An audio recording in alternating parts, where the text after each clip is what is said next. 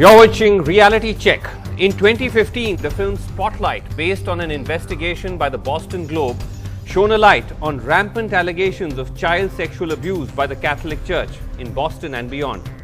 It now appears that the church in Kerala is having its own spotlight moment of the sexual abuse of women and also of minors by priests. It began with a scandal of a set of priests sexually exploiting a woman over several years, even using her confession in church against her. But Sneha Mary Koshi has dug deep and found that the malaise runs much deeper.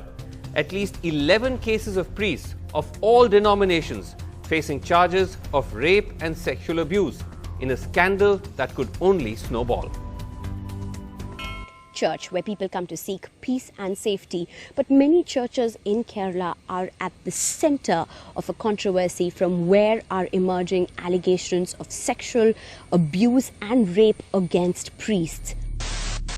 Two women, a 46-year-old nun and a 34-year-old teacher along with her husband, have told the National Commission of Women their horrendous ordeal of being allegedly sexually abused, raped repeatedly by their own priests from their churches, sending shockwaves.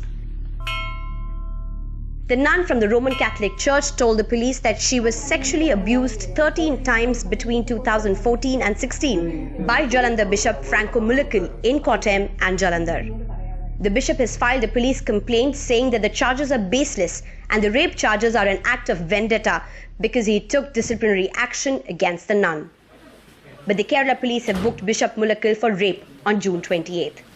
Kerala police has told NDTV that they are going through all the records, including the phone call records as well as the emails that have been given to them by the survivor in this particular case. They're also looking at the various letters and complaints written by the nun to the church officials, and they're trying to verify the authenticity of it, whether it was sent to them and whether it was received by the church officials. Who is the accused is a highly linked person with politics in Punjab and here too, and that's why the police is also not working on this case and taking a lot of time. That's what she's told me.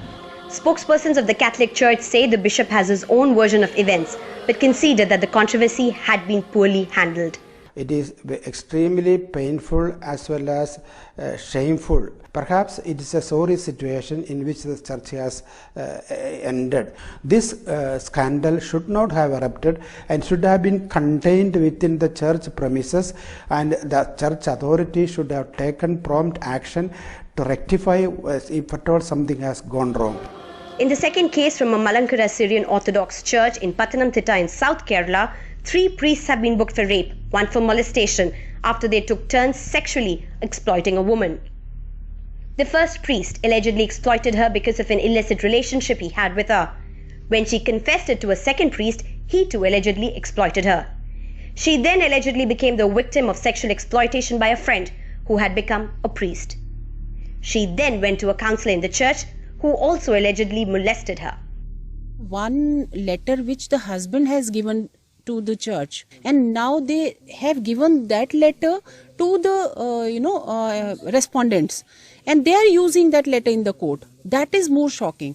So is the church with the victim or with the respondents?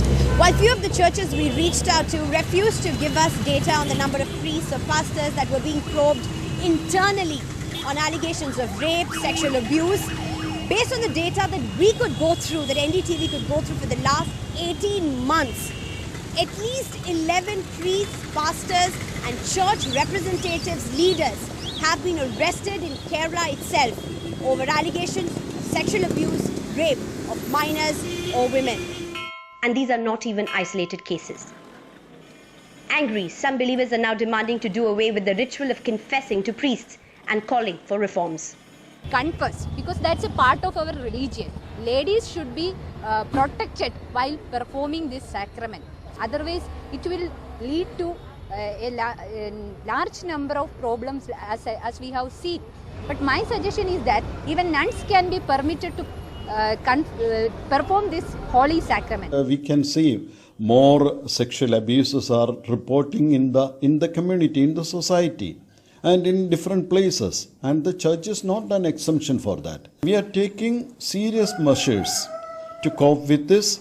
Sister Jesme, who is a survivor of sexual abuse by a priest in Bangalore and recounts it in her autobiography, says nothing has changed since she left the congregation a decade ago in disgust. Nasty things are happening inside the church. So slowly they are deriving courage in order to come out with the real events. The church only wants to hide things and then keep up their dignity. The sins, the crimes, all things can occur, but nobody should know it out. The outside people, the public shouldn't know. So the church always protects not the victim, but the aggressor. With camera person SP Babu, Sneha Koshi for NDTV. And indeed, now that cloak of secrecy being lifted, let's run you through now the role of dishonor. All the cases of the priests who've been accused of sexual harassment that Sneha Mary Koshi has meticulously put together. As we mentioned, 11 cases of these arrests just in the past 18 months. The first being Father Thomas Parakutil, who's been charged with abusing a 14-year-old boy. He's been arrested. This was in June of this year. In February of this year, also another Father Thomas, who's a vicar at St. Matthew's Church, sexually abused and robbed a foreign national. These are the charges against him, surrendered in a Kerala court. Again in 2018, a pastor Sanal K. James of the Salvation Army abused a minor at his official residence. He's been sentenced to jail till death. In October of last year, a Father Javraj of the Church of South India, charged with abusing a 10-year-old girl inside the church, and he has been arrested. Then in July 2017, Father Saji Joseph, a director of a children's home, sexually abused minor boys. That's the charge against him. He's been arrested. Then in March 2017, a Father Robin, vicar at St. Sebastian Church, charged with raping a 16-year-old girl.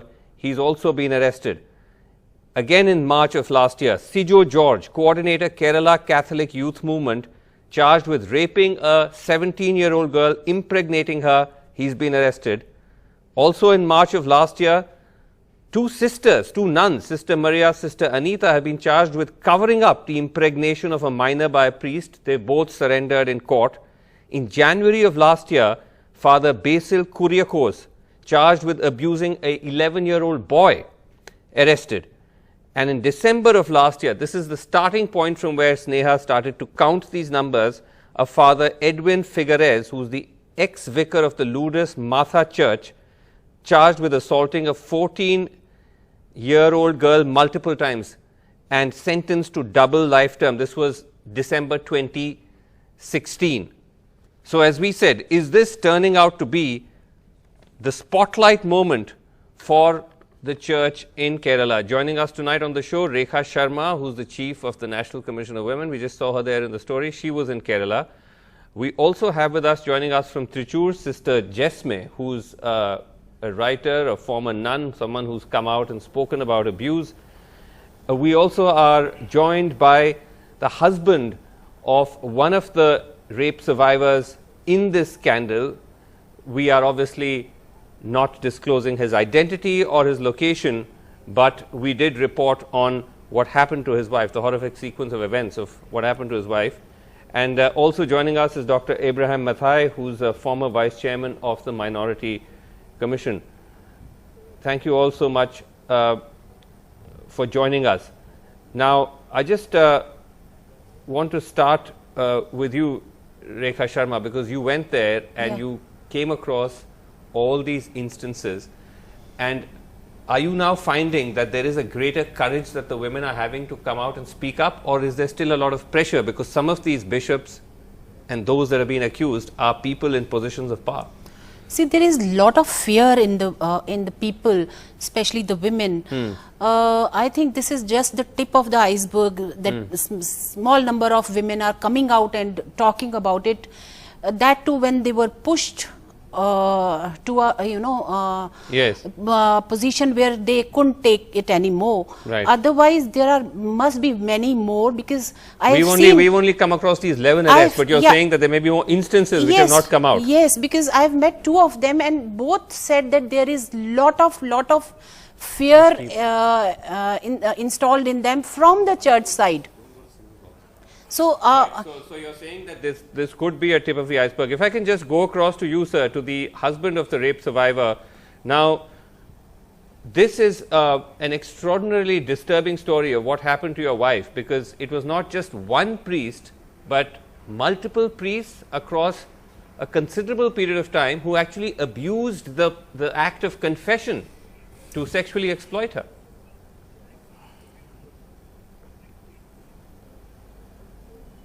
Yep. So, if you could give us an idea of how did this all actually start to come out?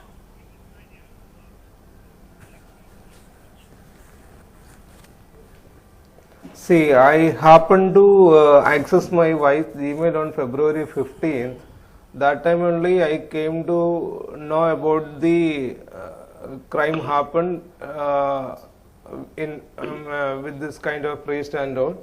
So, see, what I have understood from this incident is, see, even in my lifetime also I have heard lot of things like from many churches, like, being sexually abused by many priests and bishops. The problem is that if this kind of a crime is found out within the church itself, they are not taking corrective measures and they are not taking any actions against the culprits. Right. So right now it's become a license to the priesthood that with that dress they can do anything, and the church will protect them. And this time I would suggest, or I would hope, the central government has to appoint a governing regulatory to monitor this kind of churches are doing their responsibilities in place actually. See, if the church authority is not able to take corrective actions. No, I think it's important that the point that you make, that the government must intervene. But I did also speak to Nigel Barrett, who is the spokesperson for the Catholic Bishops Conference India, CBCI, in Bombay earlier, and I did begin by asking him that was these instances that are coming out, is it just, are you seeing this as something which is contained, or do you concede that this is just the tip of the iceberg and it's serious? It is a serious problem. In fact, it's more than serious. I think it is extremely deplorable that something like this is happening. And I think the church needs to act strongly against anyone, especially in the context of the cases in which the sacrament of reconciliation was used as an attempt to blackmail. In my opinion, that is absolutely deplorable, and the normal sanctioning within the context of the church would be that those priests would be stripped of their responsibility and told to leave the priesthood. No, but has that happened in the case of the Bishop of Jalandhar? Has he been stripped of his responsibility? Well, the Jalandhar bishop is a different matter. There is an accusation by a religious with regards to her being sexually exploited, and the bishop's counter to that has been with regards to this is a dispute between her, and she's using this as something that's as an accusation. So I'm not sure about the. So you're saying, I'll come to you a second. So you're saying there's been no action taken against him? So far, with regards to this case, with regards to the Jalandhar case, no, there is no action, and I do hope action would be taken. But is it being probed? Is it being probed? It is. As to the best of my knowledge, it is being probed, and the necessary action would then follow from there. I know the other case in which the priests were accused of blackmailing an individual.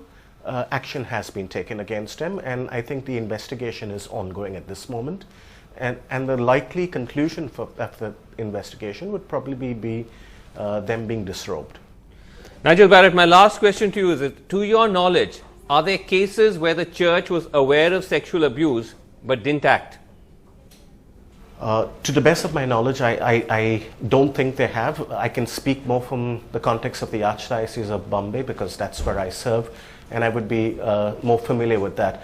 If there have been accusations with regards to that, it has been seriously probed, and the individuals have been asked to make the choice, or not make the choice. In fact, some of them have been told, first there is an extended period of leave, and if the person, because there are times when the individuals who are victims choose not to persevere in the matter, then there is limited amount that can be done in those contexts. In fact, there are occasions or circumstances in which the priest has then been asked to move away from the priesthood and the process of being disrobed. All right, Nigel Barrett, thanks for joining us. Rekha Sharma, you were shaking your head through that interview. You didn't agree with what you were saying. Not at all, because in the first case where this lady was blackmailed, these priests have been sent on leave. Nothing is been done against them. They are on leave, and the confession which the husband gave to the bishop and 2 more people is been given to the accused by these committee which was formed to act on this complaint. They only handed over that confession of the women which she wrote for her husband, and this bishop handed over. And when I talked to the police, the IG of the who is conducting this particular investigation, he told me that we are not talking to these priests because they are involved in this. They are, this committee themselves are saving the priest who used the confession and blackmailed this lady. So in the first case, and in the second one where this Jalandhar case, this lady gave me the written statement, complaint, and if you go through this complaint, it's horrific. Yeah, it is horrific. Okay, let me just bring in Dr. Abraham Mathai. Now, Dr. Mathai, is there a problem here? On one hand, the church claims, we just heard Nigel Barrett, that they're sensitive to this, but in terms of actual action, that's not being followed through. Is there an attempt to try to cover up the scale of the scandal?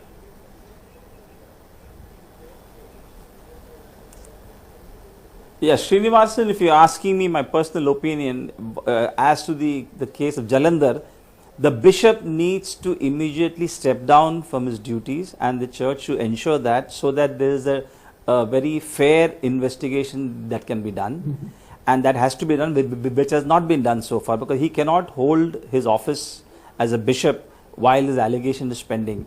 So that investigation needs to happen.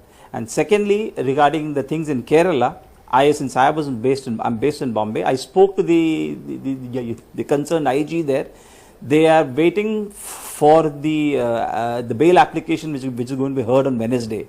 I'll tell you, this is a very shameful thing for the church, and the church leadership needs to step in to see such things does not happen in future. Right. Okay, that's quite strong coming from you. But Sister Jesme, you said that what has been happening is actually, the scale is much greater. And when you were courageous enough to come out with your own experience, did you find that even now there are women who are approaching you saying this happened to them? Yes. Whenever they get a chance, they are scared, but still over the phone, they share whatever happened to them. Also, I think that the Kerala church is getting more and more decayed. When I left, I think it was a little better, but now it has become worse. That is because what the husband of the oppressed said, it is because the church is always trying to protect the oppressors. So those who do the crime, they know that they will be protected by the church. You see, the investigation process is being delayed. In Bishop Jalandhar Mulakal case, it is recently proved that his counter argument or letter is baseless, because the person who wrote the complaint and who signed it has come out saying that I was forced to do it. So see, the counter attack is only fake. But can I ask so you, why is this? Yeah. But can I, okay, I understand what you're saying. Can I ask you though that when these women call you and describe what is happening to them, do you see a pattern in the way that this kind of sexual abuse happens? How does it typically unfold? Because they are all scared, and even I cannot tell them to go to the police, and even I cannot reveal everything to the police because we are not trained to go outside the church. So even though I am outside, when I hear these stories, they are not bold enough to come out and speak, to give it in writing. No, but what I'm asking you, no, I understand what you're saying. I'm asking you, how do these priests manage to exploit the women? What's the pattern you're seeing? Are these women that attend church, they're part of the congregation, and then that's how it starts? Nuns, they have the verb of obedience. So whatever is done to them by the superiors, how can they react or speak against that? If ever they speak to the Mother Provincial will try to silence them. Oh, don't speak out. Because in the Kerala church, they are always trying to close up or suppress events. They want to have a good name. Right. So don't speak out. Don't speak out. Okay, so it's nuns. It's nuns. It's those who are associated with the church. But I just want to go back to the husband of the survivor. Now, sir, what I was trying to understand in your case was, I mean, this is what made it so much more disturbing, was this business of exploiting the very act of confession, which is supposed to be a sacred private act between the worshipper and the priest. Could you, I mean, we're still trying to comprehend, how did that happen? So the priest heard the confession and then decided to blackmail your wife? Is that how it started? Yes, it is. So she has confessed. See, we have a rule in our church. We have to get confessed in the time before our marriage, in the time before our kids' baptism and all. She has confessed to Father Job Matthew in 2009 before our daughter's baptism. Right. So, and she has revealed this thing, and after that, after period of time, he started misusing that secret. I see. So that's how it unfolded. Dr. Mathai, that seems particularly dastardly, to actually violate the very act of confession. Yes, I totally agree, Yash Srinivasan, and I feel that a rapist, whether he's a priest or a bishop, should be treated like the rapist, how we treat in the outside world. There has to be a criminal case registered, and because the rapist is a rapist, whether he's a priest or a person or any other person out in the society. Yes. So we should not differentiate, and I would say that people like you all, when this kind of thing comes up in the media, I think people will be more encouraged to come forward and come and register their complaints, because there are a lot of things that don't come out, and I believe this is just the beginning, and I think like this nun who's now on the channel, I think she should also try and encourage them to come and speak to her, and they should go and register the complaint. Right. Sister Jesme, you think that's going to happen, or is there too much fear? I don't think that they are daring enough to come out. But it has to happen, because we as the church cannot minister to society when there's a problem in the church. So the problem in the church needs, yes. I agree, but I just, like I said, we can only hope that these survivors come out. Are you sensing, or were you contacted by any other women who are still, they've not come out, but are you getting approached at all by them? But when I talked to the husband who is here in your show, he was telling me many things are happening, but people are fearful and they are not talking and they are not going to the police. Second thing is why this confession thing is over there when it is misused.